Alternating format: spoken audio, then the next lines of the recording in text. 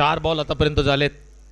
Drive पहा on साइडला, timing proper आहे. बॉल सीमारेषेच्या पलीकडे 6 धावांसाठी येतोय षटकार. काय क्वालिटी स्ट्रोक पाहायला मिळाला बा. लाजवाब टायमिंग, प्रॉपर टायमिंग होतो त्या ठिकाणी.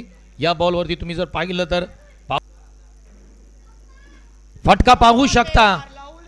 अनिरुद्ध मोरेचा या दिवसामधील सर्वोत्तम अप्रतिम क्वालिटी स्ट्रोक. धावा मिळतील 6. षटकार. यावेळेस फटका तुम्ही पाहू शकता. आडव्या बॅटने डिस्पॅच के इनटू 2 लागोपाठचा ऑन साइडला मिड विकेट सीमारेषेच्या पलीकडे ठोकलेला अप्रतिम लाजवाब स्ट्रोक. 6 धावा मिळतील.